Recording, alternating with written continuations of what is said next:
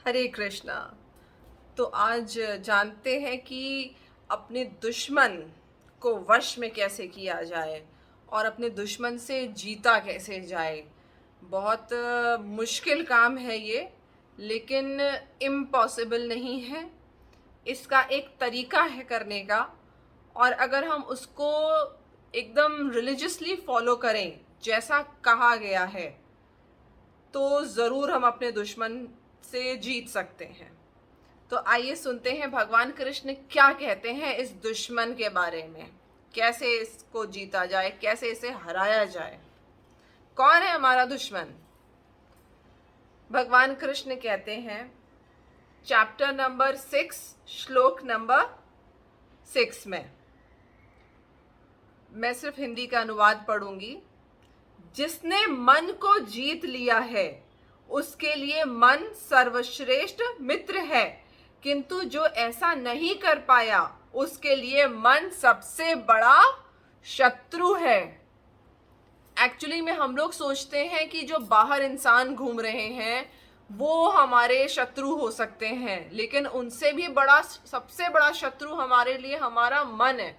क्योंकि मन जो है वो हमारे साथ 24 घंटा 24/7 हमारे साथ हमेशा रहता है, हमारा मन। और जब तक हमको कोई दूसरा नुकसान पहुंचाए उससे पहले हमारा मन ही हमको नुकसान पहुंचा देता है। तो कृष्णा देखिए, आइए समझते हैं कैसे हमें बता रहे हैं, हेल्प करना चाह रहे हैं कि ऐसा क्या किया जाए। ये तो हर कोई कहता है कि मन को कंट्रोल में करो, बच्चों से कहते हैं पढ़ाई अच्छे से करनी है, मन को कंट्रोल में करो। काम में मन नहीं लग रहा है तो मन को कंट्रोल करो। हर जगह ना मन नहीं लग रहा है, मन नहीं लग रहा है, मन ही बीच में कूद के आ जाता है। अब इस एनिमी पे जीता कैसे जाए आखिर? मन को कंट्रोल करो तो हर कोई कहता है कंट्रोल करो, पर करो कैसे कंट्रोल मन को? देखिए, अब आप जो भगवान कृष्ण बताएंगे ये यूनिवर्सल लॉ है, ये सब जगह, हर प्रोफेशन, हर स्टूडेंट, सबके लिए ये लागू होता है। इसको जब आप सुनेंगे तो हो सकता है आपको ऐसा लगे कि अरे ऐसा थोड़ी ना होता है, बट नहीं। जो लॉ बुक में जैसे यूनिवर्सल फॉर्मूलाज होते हैं, 2+2=4 ही हो सकता है, 5 नहीं हो सकता है।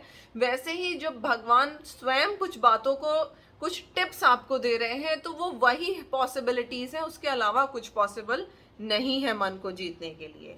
तो आइए समझते हैं मन को कैसे अपने वश में करा जाए, क्योंकि बहुत ही चंचल चीज है ये।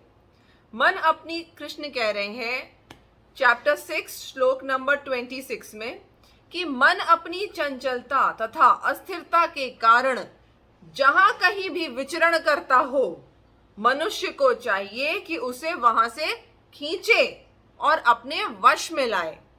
आप कुछ काम कर रहे हैं, मन जो है पता चला किसी और के बारे में सोचना शुरू करता है।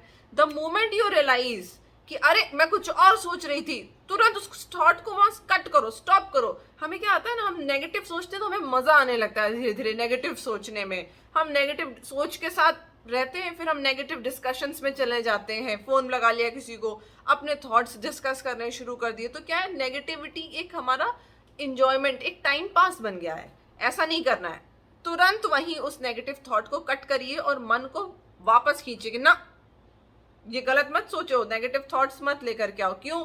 क्योंकि ये मेरे अंदर नेगेटिविटी लेके आएंगे। और मन को वापस उस काम में लगाओ जो आप काम कर रहे हो, चाहे आप चैंटिंग कर रहे हो, चाहे किचन का काम कर रहे हो, चाहे पढ़ाई कर रहे हो, चाहे कोई रीडिंग करने की कोशिश कर रहे हो, कुछ भी कर रहे हो।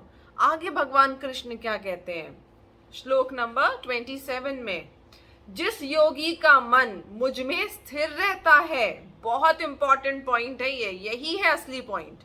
जिस योगी का मन मुझ में स्थिर रहता है वह निश्चय ही दिव्य सुख की सर्वोच्च सिद्धि प्राप्त करता है। कृष्ण क्या कह रहे हैं? दिव्य सुख मिलता है उस इंसान को जिसका मन भगवान कृष्ण में स्थिर रहता है। वह रजोगुण, मतलब पैशन, पैशन वाली जो फीलिंग होती है ना, वह रजोगुण से परे हो जाता है। वह परमात्मा के साथ अपनी गुणात्मक एकता को समझता है। मतलब भगवान में और हम में जो सिमिलैरिटीज है, क्वालिटीज की सिमिलैरिटीज है। हम आत्मा है, वो परमात्मा है। परमात्मा किससे बने हैं? आत्मा किस चीज से बनी है? सत, चित और आनंद से भगवान बने हैं, तो आत्मा भी इन्हीं 3 चीजों से बनी हुई है। ये सिमिलैरिटी को जो समझने लगता है और इस प्रकार अपने समस्त विगत कर्मों के फल से निवृत्त हो जाता है, तो ये कह लीजिए एक तीर से 2 शिकार हो रहे हैं। पहला, जो भगवान में अपने मन को रमाएगा, उन पे स्थिर करेगा अपने मन को, एक तो मन कंट्रोल में आ जाएगा। दूसरी चीज, वो जो भी कर्म कर रहा है उसका जो फल है, जो कि उसके प्रारब्ध बनेंगे, उसकी आगे की किस्मत, उसके कर्म बनेंगे, उसके अगले जन्म के लिए बनेंगी तैयारियां होंगी, वो सब नहीं होंगी। ये 2 चीजें होंगी अगर हम भगवान को अपने थॉट्स में हमेशा कृष्ण को रखते हैं। कृष्णा क्यों लीला पुरुषोत्तम बन के आए? आखिर उन्होंने, भाई वो तो आत्मा राम है, उन्हें किसी एंजॉयमेंट की जरूरत नहीं है, उन्हें किसी के साथ की जरूरत नहीं है, उन्हें किसी के स्पर्श की जरूरत नहीं है, वो स्वयं में संतुष्ट हैं। लेकिन वो खाली उन्होंने जन्म ही नहीं लिया, प्रकट ही नहीं हुए धरती पे, लीला पुरुषोत्तम के रूप में प्रकट हुए। इतनी सारी लीलाएं करी, किस लिए? हमारे लिए, कि हम भगवान का चिंतन कर सके, मेडिटेट कर सके। अगर मन नहीं लग रहा है, उनके इतने सुंदर रूप पे मेडिटेट कर सकें। उस पे से मन हट गया, मोनोटोनस हो गया, तो उनकी की हुई लीलाओं पे हम जो है मेडिटेट कर सकें। तो हम इस तरह से अपने मन को ऐसे ही कंट्रोल में आएगा। क्यों? क्योंकि वो है ही इतने ग्रेट, वो है ही ऐसी पर्सनालिटी कि जब आप भगवान के ऊपर मेडिटेट करेंगे, कंसंट्रेट करेंगे, तो आपका मन देखिएगा स्वतः ही कंट्रोल में आ जाएगा। और बाकी जो आपके ऑफिशियल वर्क है, स्टडीज है, उसमें भी आप मेडिटेट कर पाएंगे और अपने मन को स्थिर कर पाएंगे, उसको एक स्टेबिलिटी मिल जाएगी। आगे कृष्णा कहते हैं, इस प्रकार योगाभ्यास से में निरंतर लगा रहकर, मतलब भगवान को थॉट्स में अपने निरंतर रख करके, उनको अपने स्मरण में निरंतर रख के, योगा अभ्यास में निरंतर लगा रहकर आत्म संयमी योगी समस्त भौतिक कल्मश से मुक्त हो जाता है और भगवान की दिव्य प्रेमा भक्ति में परम सुख प्राप्त करता है। इन 2 चीज देखिए, श्लोक में 4 फायदे हमारे भगवान कृष्ण ने बता दिए हैं। पहला, मन कंट्रोल में आएगा। दूसरा,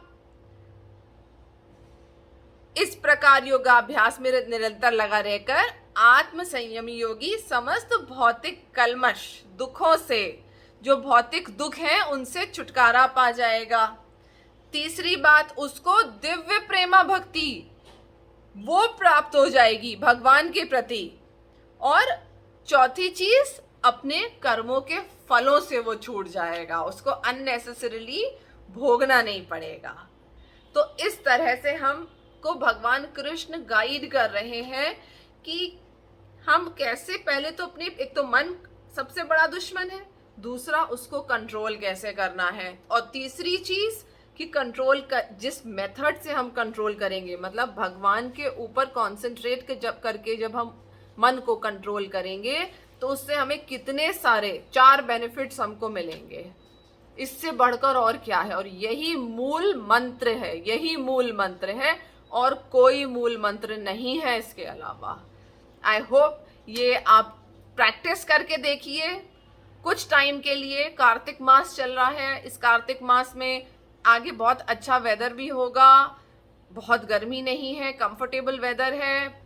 सुबह उठ करके भगवान पे कंसंट्रेट करने की कोशिश करिए, काम करते वक्त करने की कोशिश करिए। एक बार इस चीज़ को महीने भर के लिए ट्राई करिए और फिर देखिए कि इससे क्या आपका कंसंट्रेशन ठीक होता है, आपको क्या मन की शांति मिलती है, आप कैसा महसूस करते हैं। इसको ज़रूर नोट करिए। हरे कृष्णा।